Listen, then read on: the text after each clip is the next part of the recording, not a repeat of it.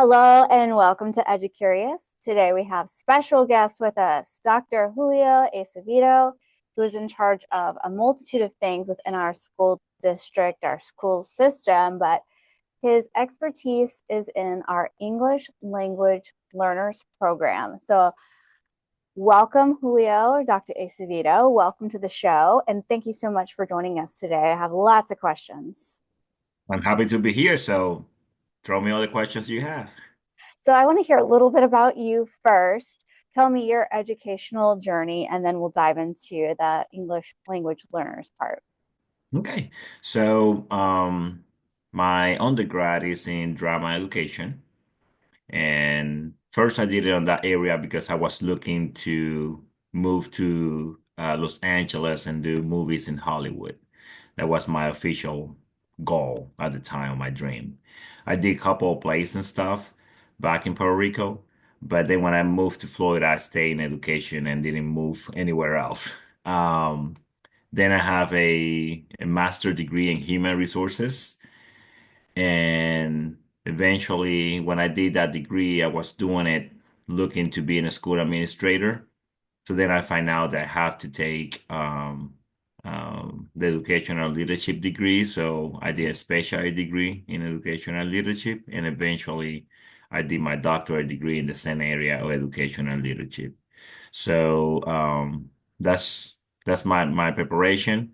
Of course, I've been taking multiple trainings, but multiple certifications and stuff just to get that part ready.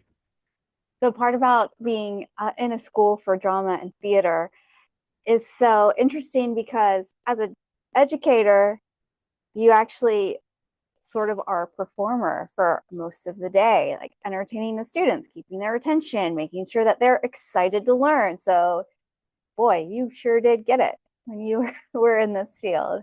Yeah, and actually it works because I was trying to create my lesson in a way that were attractive to the student.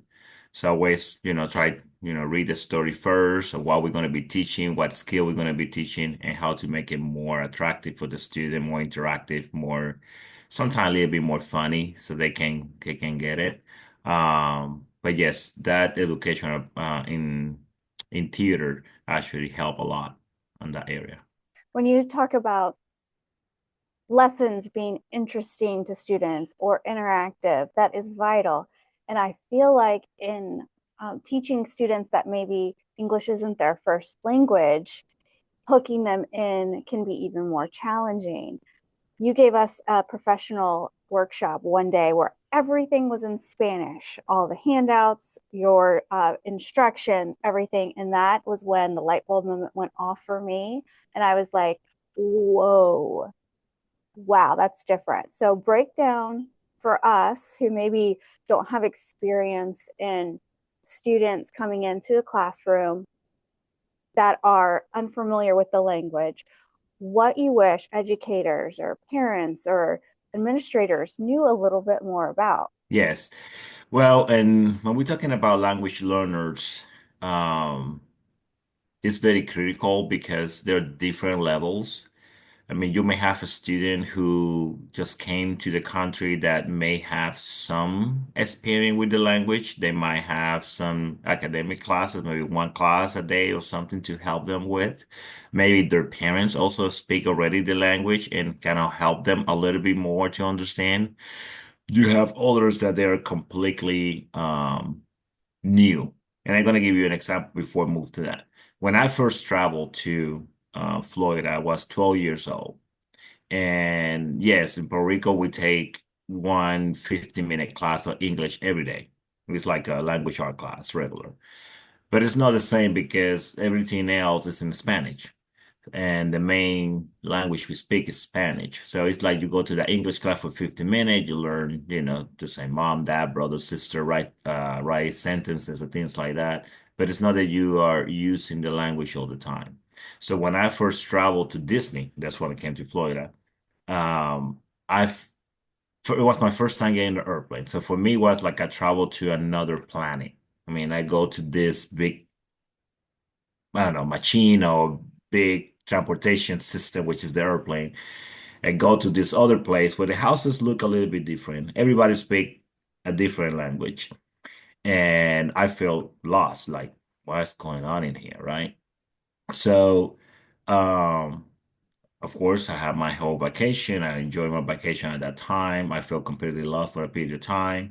I feel homesick. I want to go back. I want to eat the food I used to eat all the time and to speak with people who can understand me. Go back. And then I finish my education and career there. And then I move, now more prepared with the language. So having that experience myself, it's easy for me to see how a student can face their experience in the classroom. So, of course, you try to put all different things in there, a lot of visuals, you know. Even though we normally provide dictionaries, we need to make sure they know how to use those dictionaries because normally, if they have any experience with a dictionary, it will be a word with the definition. But in this case, it's a word within a word, which is English and Spanish only in this case, or whatever their native language is. And they need to understand that half of the dictionary may be English word first and then Spanish. And then the second half is Spanish word first and then English. So if they're not familiarized with that system, they say, this doesn't work for me. I don't understand what I'm doing. So then you put a lot of visuals, you put a lot of different things in place, you act it out, you do demonstration, trying to make sure you can reach each one of them. But only like you mentioned, Amber, when you go through the process of being exposed to a training or a class that is in another language, and you're a smart person, right? You know how to read and write, you're educated, but then when you have a student that they don't even understand the language, that's the barrier that we had to break and try to make sure they understand that piece. So going through that process helped. The other thing I tried to do, I tried to learn new languages. So that way I still in the process remember how hard it is to, grasp that new language. How can I understand this? How can I make things do work better for the student, for myself? So it is very interested in that area, but you're gonna have a student that may come, they more proficient in the language a little bit, and you feel, oh, he speak English or she speak English. He can probably do more. So why whatever I put in place work for this student, but why it's not working for the other student? Well, this other student still really, really low in the language in the beginning stages. They probably have a lower education than the other student who came. Maybe their parents have a lower education than the parents for the other student. Meaning, sometimes I have families that when I go to talk to the parents, the parent doesn't even know how to write their name. So that let me know that that parent might only have, I don't know, maybe second grade, first grade experience only in education, maybe none.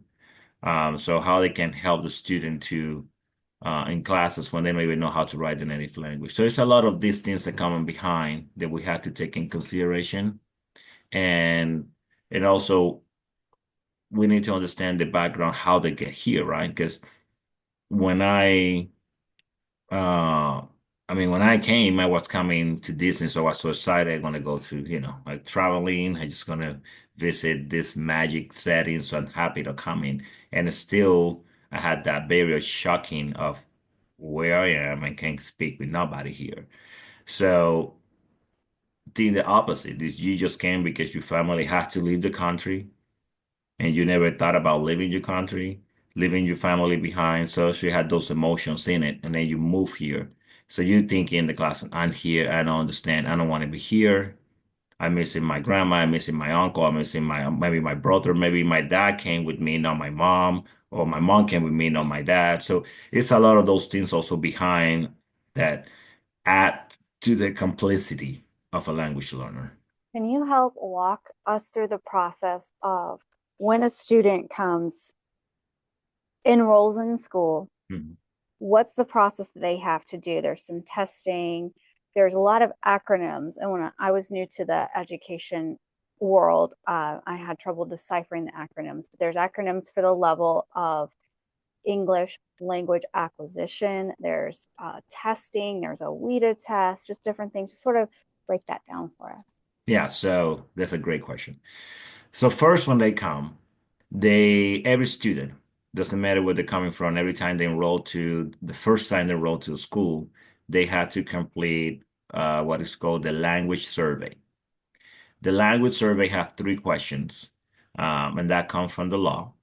And the question is a primary language speak at home other than English?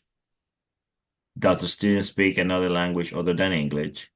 And does the Spanish speak another language other than English? So when you put yes of any of those questions, the student needs to be evaluated for language.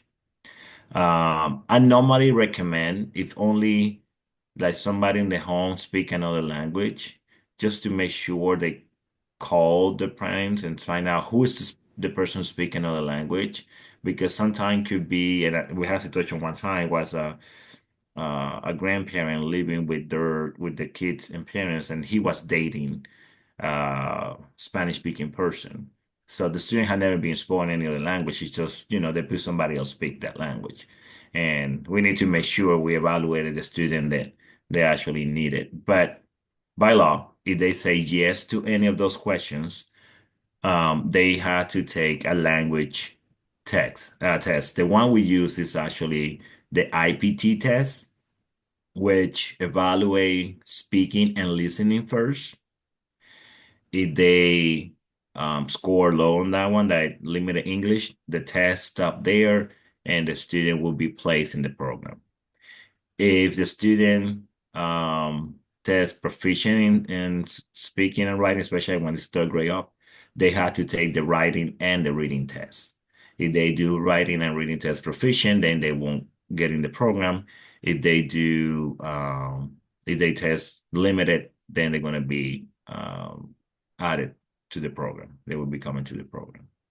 So that's the way they get identified. Now, the other part about the different codes, that we use, the one is that what is called LY. That means, yes, it's limited English. It's an ESOL student. It's an ESOL student. There's another, and LY would be every time the student is in the program, that means it's limited in English or no English speaker. So it will have the LY denomination in. When the student tests proficient on language, and also in this third grade up, also proficient in the reading, the standardized test. If they meet those two requirements, have to be 4 in reading for the one you say WIDA test, which is Access 2.0. And it had to be 4 overall there too, and then it had to be 3 or 4 on the now it's FSA. It used to be FCAT. Have been changing throughout the years. 3 or more, then the student would be exited from the program. When they exit, they become LF, and that is for follow-up. For 2 years, we need to continue monitoring their student grade to see it would be beneficial for the student to come back to the ESOL program. If we think, we exit the student, I know he scored proficient, but he's not performing well, it would be better for him or her to go back to the program. It's a committee meeting who meet and made the decision to put it back in the program. The LF, the nomination will be for 2 years. After 2 years, if the student's still doing good, now the student will be completely exit of the program, and it's going to change to LA. And LA started about 3 or 4 years ago. And that one is only for data purposes. They're using that LA, the nomination for year 3 and 4 out of the program, just to continue evaluating for the federal index purposes to evaluate if the student are making a proficient or making good gains throughout the system. After that time, they become LZ, and that means they're ready. They continue exit out of the program, but then LZ, they would not count as a former ESOL student for the index data. So it's going to be out. And you may see some that had a ZZ. When they're ZZ, that means when they complete the language survey, They say yes to any of the questions, and the student was evaluated but tested proficient. So because it's proficient, they didn't enter to the program, so it's a ZZ. Okay. Now, inside the LY, there's three different tiers. You have tier A, you have tier B, and you have tier C. Okay. And those tiers came through the WIDA consortium that come through that WIDA testing that they do. So tier A are the students who are beginning in the language. They're probably less than a year in the program, and they're very limited, like non-English speaking. They're just learning the beginning words of it, right? So just starting with the English. Um, then you have tier B. Tier B are a little bit advanced from tier A, so they probably are limited English speakers, but they're still on the kind of the lowest spectrum. Sometime at the end of tier A and at the beginning of the tier B kind of overlap. So what they do is they also go by years. So if the student became maybe 2 year already and still kind of low in English, well, there'll be a tier B, maybe score similar to tier A, ending tier A, but that's it's kind of overlap a little bit. But we want to know that he already been here for a certain period of time, so it's not that limited how we might think. And then you have tier C, which is the advanced unlimited. So they're still limited in English, but they are on the top end almost to exit to become LF. So that's the three tiers. And sometimes you have a student that based on the Access 2.0, which is the WIDA test that we do, they may be score proficient in language because they may score the 4 in reading, they may score 4 overall, they may score, I don't know, 4, 5, 6 in listening, and maybe 3 or 4 in writing. So they showing proficiency on the language test, but they still not passing the reading test from the state. So because they had to have both of them to make the decision of exiting the program, then um, they will continue being at LY, will be at tier C, but they're not exited because they haven't passed the reading test. So that sometimes you had those tier C students there, they say, well, this student should be out of the program. Well, that's one of the reasons they're not. Also, to enter and exit the program, I mean, we use the test to enter them in the program, but by law also it's requirement that the ELL committee reevaluate the student after the 2 years of is enter the program. They had to evaluate every anniversary day the student language acquisition or proficiency level. So they meet every year. After the first 2 years, they had to reevaluate the student. They see the data. Depending on what time it is during August or September, they're allowed to use the spring data to make the determination to keep in the program or exit the program. But after October 1st, they had to do another IPT test, which is the language test, to evaluate as to how they're doing, and then they meet and they made the decision of keeping the student in the program or exit the student from the program. And normally the committee is built by one of the administrator. Most of the time it's assistant principal. Um, Middle school, high school, sometimes if they had a school counselor, that person could be invited. It would be the ESOL teacher, the ESOL paraprofessional. One of the classroom teachers normally would be the language art specific or reading teacher, the one that we use most of the time. Um, And if a student also had a learning disability, we should invite the ESC staffing person or the ESC teacher just to have all the different point of view of the decision. The parents have to be invited, but they don't have to be present at the meeting. So it's not, I know ESC, the parent has to be present for the meeting to happen. In the ESOL, they have to be invited.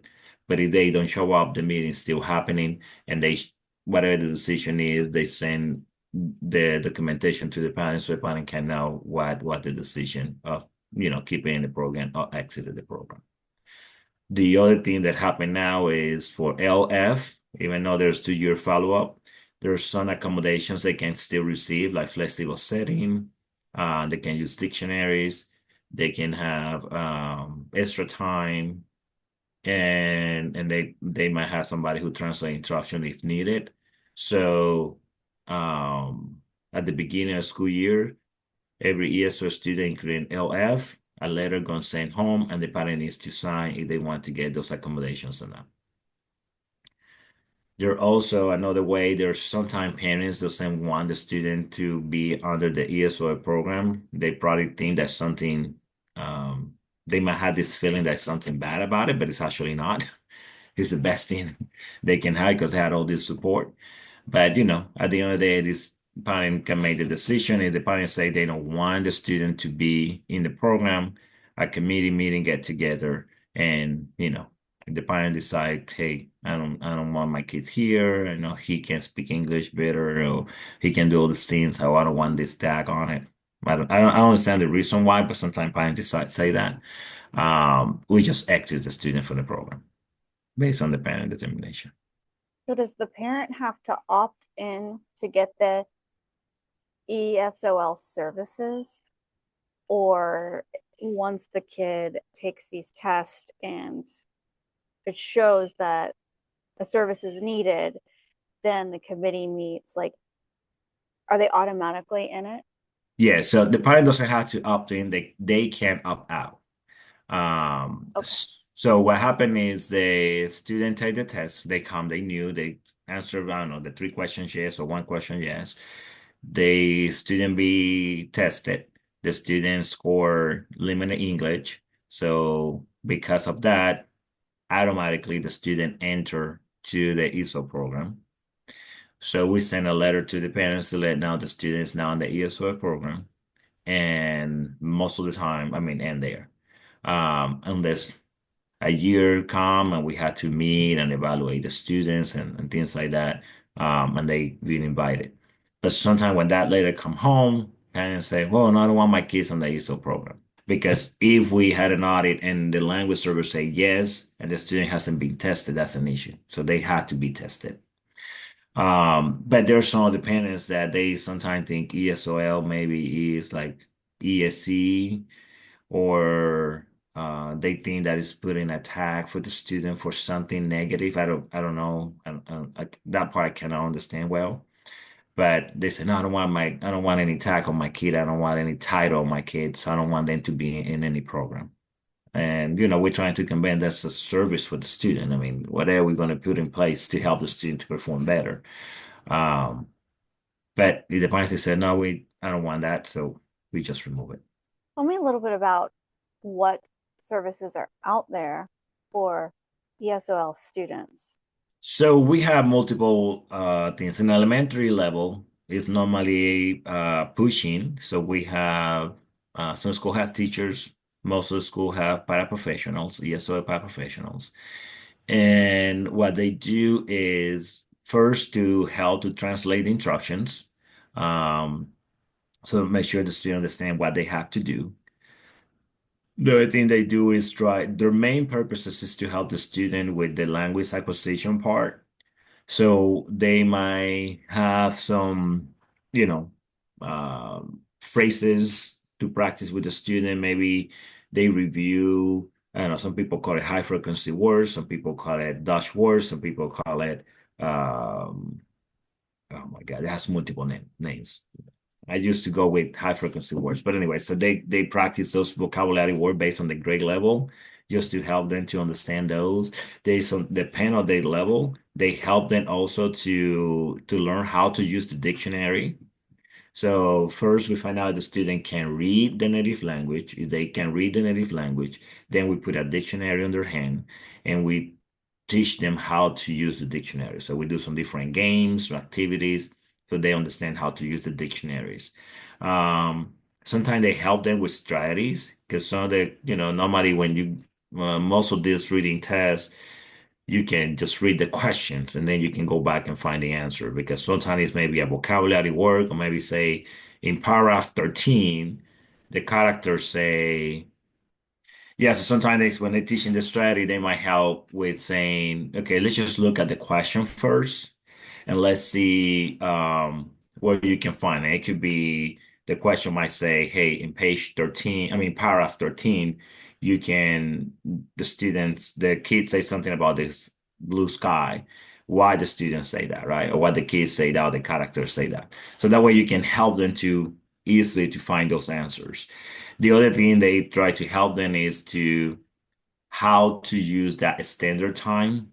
Because there's something with the student they like to finish first, and they don't understand that you had a standard time. So make sure you take your time to answer the questions, to look for the answer and go back and forward.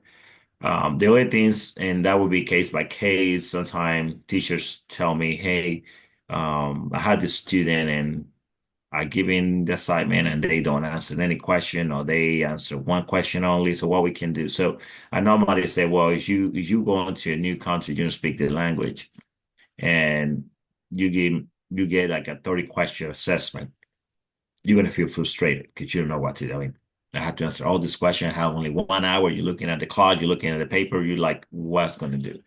So I normally say just pick few of those questions. Which one are the most important ones?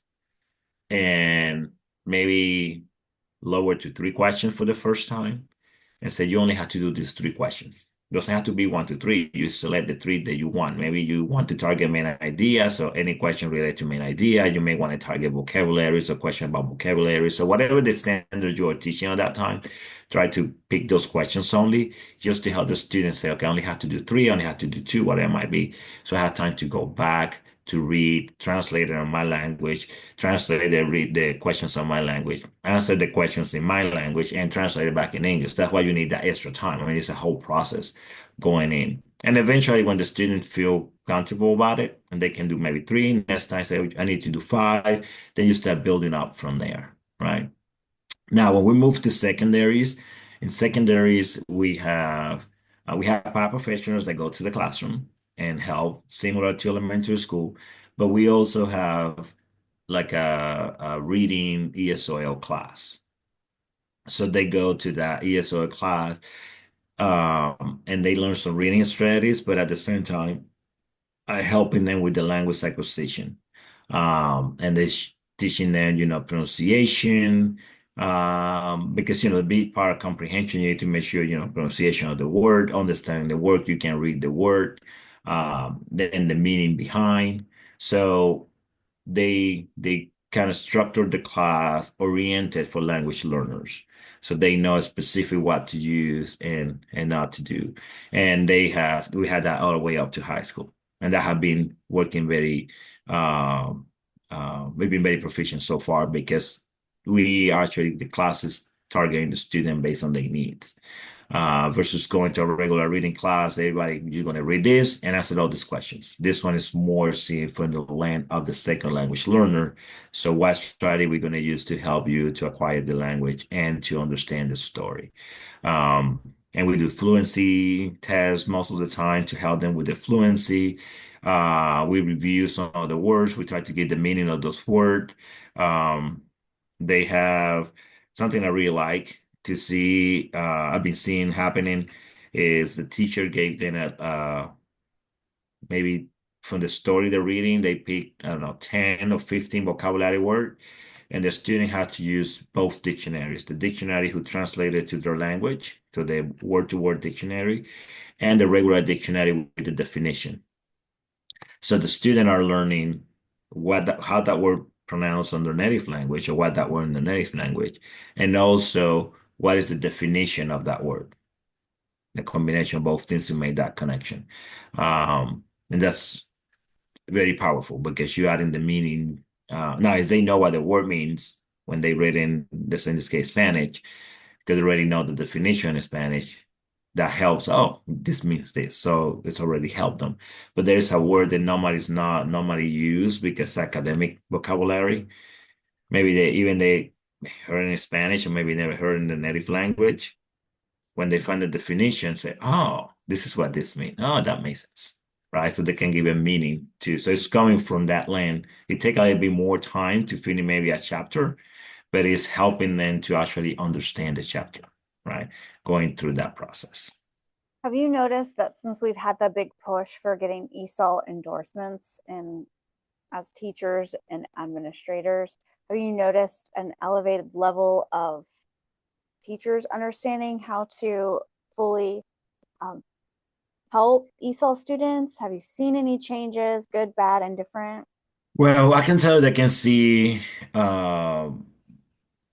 First, we had a lot of teachers going through the endorsement right now, which is have been applause. Um, the ESOL endorsement are more like I see more like an orientation or more like an eye-opening type of program. However, it gives them some strategies to use.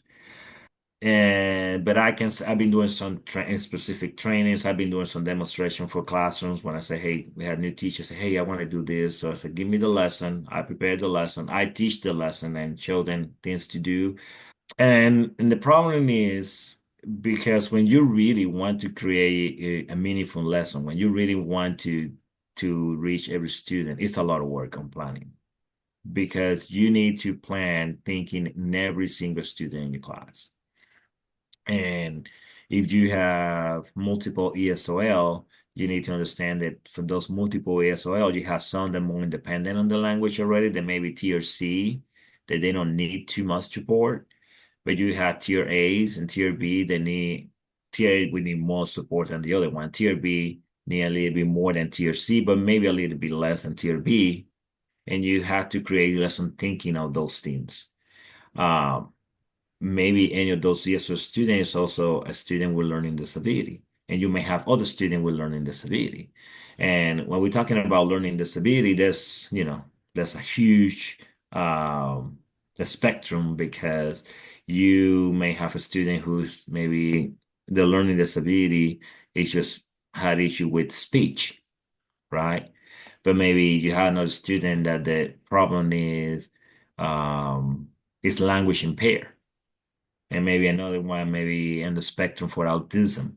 So you also need to make sure that you create a lesson that can reach this one, can work with that one, can work with that one, can work with this one, with that one. You had a regular student, you may have gifted student who are too advanced, and what you're teaching is kind of too low for their intelligent, right? For their IQ. So they like, oh my God, this is boring. I mean, so then you have to keep in mind, I need to understand all my kids, right? To be able to create all these lesson plans. In theory, it's one lesson plan, but how we can create to support each one of them. And is I being intimidated because it's a lot of words that you have to put in place to make sure to do it. Now, when you do it one time and you keep going and you keep doing it, it's kind of eventually kind of come natural. And I mean, some things, we can say you're going to teach that same lesson probably next year, so you can keep some of those activities. And if you had the student who may need a tier A, already did a tier A activity, so here it is. It. If you need somebody with tier B, things like that. But at the beginning, it could be overwhelming. So if I have a couple new teachers on my staff that I'm like, yeah, they probably need a little support in how to reach their ESOL students, would I get a hold of you? How does your role fit in supporting our teachers and in turn our students? Exactly. So if you had a couple of brand new teachers, right, or a teacher that you even is not brand new, but you feel that had that deficiency, in this case, on the ESO part, you can say, "Hey, Julio, I need you to help me with this teacher, right?" And I schedule in a time where we can all meet, um, and because I want the teacher, here for support, not to catch you, whatever. And whatever, we just sit down, we do a plan together. Say, okay, what are you going to be teaching? This is one strategy you can use. Maybe This is some videos, depending on what it is you can work on.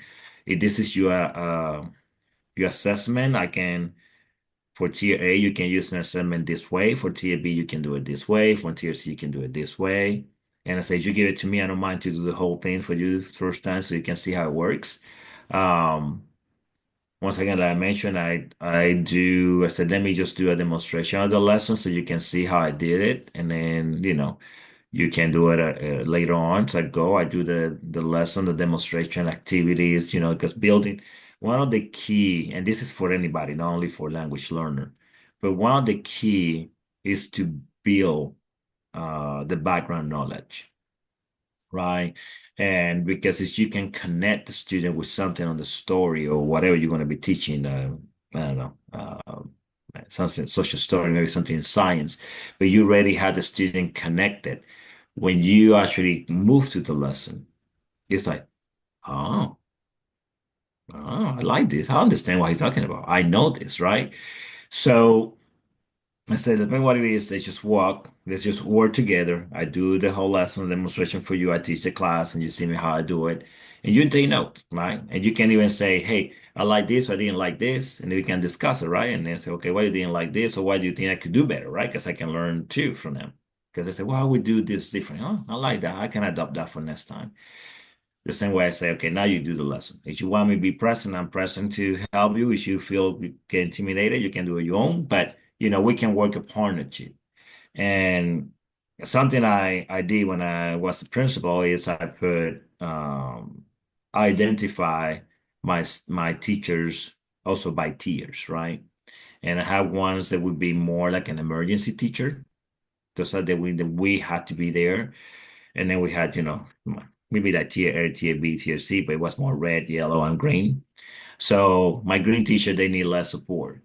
But my red teachers, my 911 teachers, they need most support. And I say, okay, so if I have um, like a math person, a reading person, depending what class they teach, I say, okay, so I need you to go and sit with this teacher and help him, right? So maybe you do a demonstration of the class, then he does the class and you make notes, what he can improve or not. You help with the lesson planning. So, they start working maybe for the first week together. And then we're trying to move to another person and see later for 1 week. Then we come back and check. So we need to make sure they get ready. And I did that also and now with my role, helping one of the principals say, hey, I got a lot of new teachers and they need all kind of help. And I said, well, even classroom management, don't worry, I help you with that. So, I meet with the teachers, I sit down, give you some strategies, some ideas. So then, of course, implement it. So then, maybe come with other ideas after one, I guess, oh, I like that. So I'm gonna pick that idea and share with somebody else. So, going back to the question, yeah. So if you have any brand new teacher or any teacher who you feel needs support, you say, okay, hey, Julio, I know that you got a couple of ESOL students struggle with this, how you can help to do the lesson. I know I gave some ideas, but I think the teacher has shared with me frustration, or maybe I see it, I haven't seen it yet, but when I do the classroom observation and things like that, I notice that there's not much support for the ESL student, what we can do to help, right? So I said, I met with them. I said, okay, so tell me what you can do. What is confusing for you? What do you want to do to create with your lesson? Who you want to reach, right? Who you want to get to it? What do you want to do? And then we work together to make it happen. Have you seen anywhere where technology has really helped out, whether it be some sort of, I've seen some iPads on our campus that have been retrofitted to be complete translating devices, or maybe Google Notebook, where you can put in a lesson and then get different tiers of instruction specifically for different types of learners. Any kind of resources out there that you recommend that we look at? It's a lot of technology we can use, right? I know we have a teacher who used a lot of Google Translate to translate all the instructions in the class, and she play on the computer on the There's a second grade teacher. She put she said instructions to the student get the paper, but on their permission board or on the smart board, she already had all the same paper, but all the instruction in Spanish. So she had a couple of non-English speaking. They know exactly what to do, right? That's an extra mile she's doing. So I see how the technology can be implemented to use it. Um, there's an app. It used to be Say Hi, but that one it's no longer. I used another one. I think it's also like translates what it's called. And I had a student who speak, I had a student who speak Haitian Creole, had a student who speak Portuguese, and of course I don't speak those languages. So even though Portuguese is very similar to Spanish, I can understand something, but I don't speak Portuguese. And Haitian Creole is very similar to French, so I can use some of my French to communicate with them, but it's not exactly the same. So I use that app and I just play with the student and talk. I recommend it for teachers to use. It's free, at least for communication, even with parents. I met with the student at least about the instruction or what's going on, check on them, because it's you play you say it would type it and you can and it's also going to say it out loud when the student reply back to you it would say it out loud for you or you also can read it, right? Of course not 100% perfect, but it's probably 90%, so maybe a few words to say that doesn't make too much sense but you can figure it out by the context clue, right? um but at least it help with communication with the student, so I recommend things like that. Now, on the opposite side, the problem with some of this technology thing is, especially when we come to the standardized tests, they're not allowed to use any of those. So this is why I recommend, or I rather to recommend to use maybe the bilingual dictionaries, because the dictionaries, they can have it on the test in case they have to use it. And the other thing is because when I learn English, I tell you, I didn't want to go and open that dictionary back and forward to look for words. So as soon as I have to go in and look for one word, I'm going to repeat it like multiple times on my brain so I don't have to go back when I have that word again to look for. But if I go to the technology, to the phone, to a computer, and I type the word, I don't know, let's say apple, and it say for me manzana, I'm never going to learn it because I'm not going to type it again. It's going to tell me. Or I say, hey, whatever, tell me apple in Spanish, right? But say now I had to go to the book and look for apple, and I say manzana, manzana, manzana, manzana, whatever. Then I learn it. So um, that's what I see the practicality of it. And also during testing time, you have to you can use the dictionary, physical dictionary. You cannot use any other kind. I know the state approved to use on digital dictionaries, and all the word-to-word dictionary that are approved by the state are already on a digital version. And I was doing a uh, testing of it, just work on it, so I had to see how it works. It's good because you can search your work. It's make it a lot faster for the student and easier. But still, talking to some test administrators, when they set up the test for the testing purposes, the student can now exit that screen to look for the dictionary.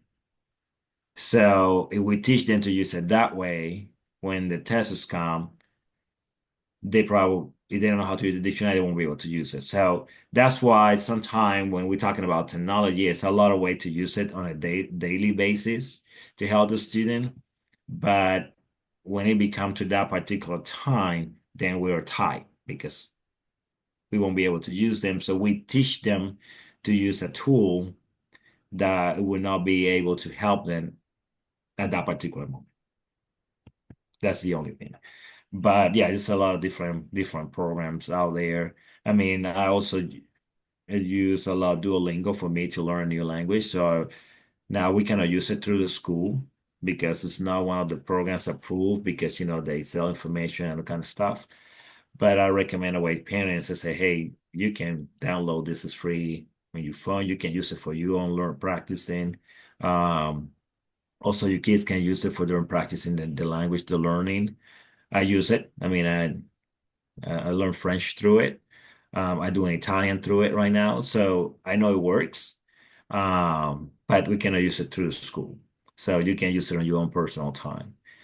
If you have some advice to give to a teacher or a parent who has a Spanish speaking family enter their world and they're looking for maybe some outside services, some connections, some community, are there resources within our community that you recommend them getting in contact with?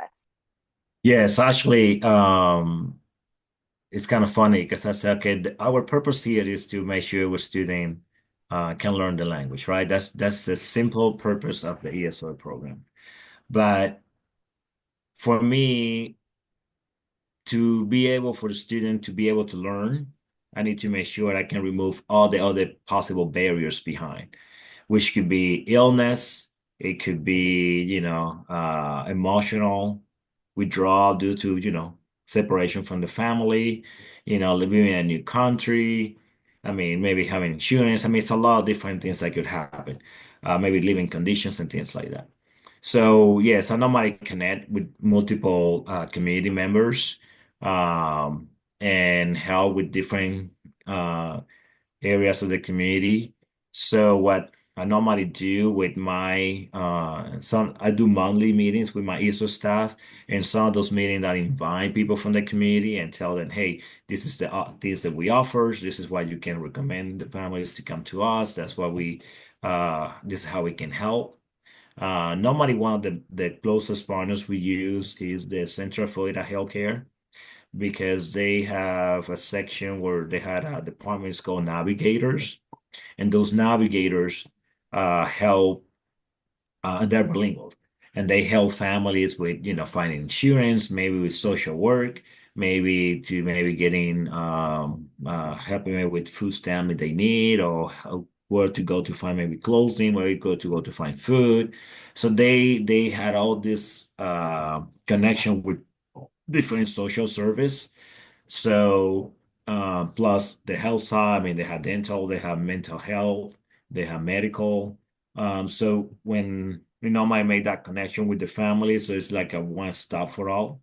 So they can go there and from there they help them to find other information, but always looking for new things and see what things are in the area and work. I have been involved with the Mexican Council in Orlando. They used to have an educational committee, and I was member of that just to help. And one of the executive board members for the Sunnyvale Leadership Conference, which is all the ESO directors from the state.